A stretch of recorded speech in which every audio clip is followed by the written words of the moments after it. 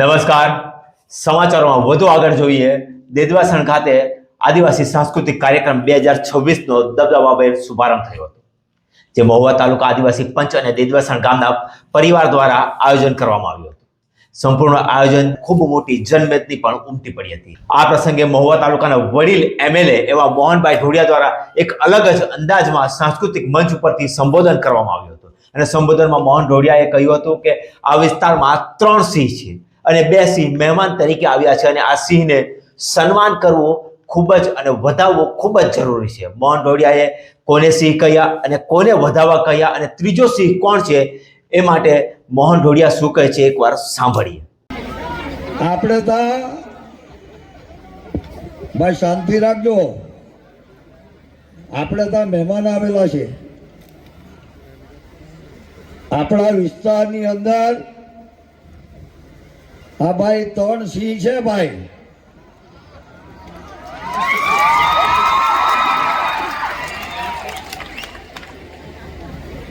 આ 3 સિંહ છે ને તમારી વચ્ચે આવેલા છે.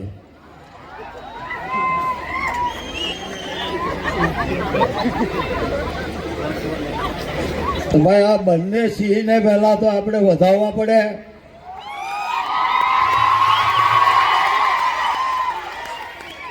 ભાઈ શ્રી ચેતરભાઈ અને આનંદભાઈ ને જોરદાર તાળીના ગણગણથી સન્માન કરો.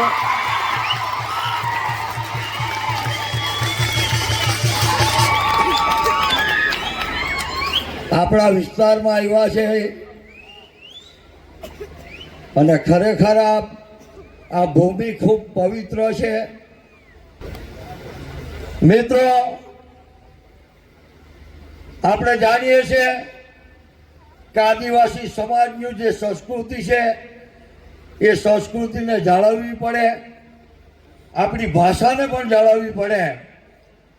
એ મહિના તો કુલાક પોહાથી વિહીરાઈ ગયેલા બધા બોલી હો ના આવ્યો કે ઢોળફી ભાષામાં બોલવા જોઈએ. સવારમાં ઉઠે પહેલા અમે બધા ભણી ગણીને ગોવા કા કોઈ બારડોલિયામાં રહેવા નાહી ગયો, કોઈ હુરોદમાં નાહી ગયો. આપણી ભાષા એ ભાષા કોઈથી ભૂલવી ના જોઈએ. સમાજની અંદર ભણી ગણીને આપણે કંઈક બન્યા, આપણો સંસ્કાર આપણે ભૂલી નહીં જઈએ એની આપણે સૌએ ચિંતા કરવી જોઈએ. આપણા માતા પિતા તે સમયમાં જે સંસ્કાર અને વિનય હતા, સંસ્કાર અને વિનય જે હતો એ વિનયને આપણે સદાને માટે ટકાવી રાખવો જોઈએ. એને વિવેક, વિનય અને એનાથી અમે તો તમે ચૂંટીને મોકલેલા પ્રતિનિધિ છીએ. અમે સરકારમાં રહીને તમે જેટલું બને એટલું આદિવાસી સમાજ માટે શિક્ષણથી માંડી એને સર્વ પ્રકારે વ્યવસ્થા ઊભી થાય એવું કામ કરીએ. સર્વને શિક્ષણ પણ મળી રહે, એની સુવિધા મળી રહે, અનેક પ્રકારે એને સુવિધા મળે એવું કામ આપણે બધા થઈને કરતા હોઈએ છીએ. મારા ચૈતરભાઈ અને આનંદભાઈ, હું તો સરકારમાં રહેલો એટલે મારે સરકારમાં રહીને કામ કરવું પડે. જ્યારે અને આનંદભાઈ અને ચૈતરભાઈ એ હાંભે એટલે હાંભે પડીને કામ કરવું પડે.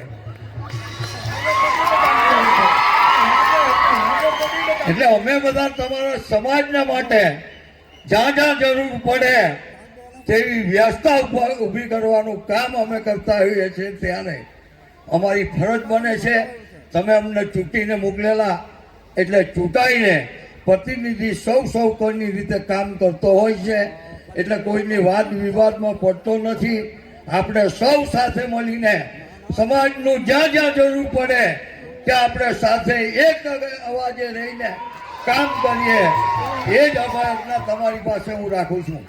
અત્યારે ડૉક્ટર પ્રદીપભાઈએ એક આદિવાસી સમાજનો ઉદ્યોગ મેળો કર્યો.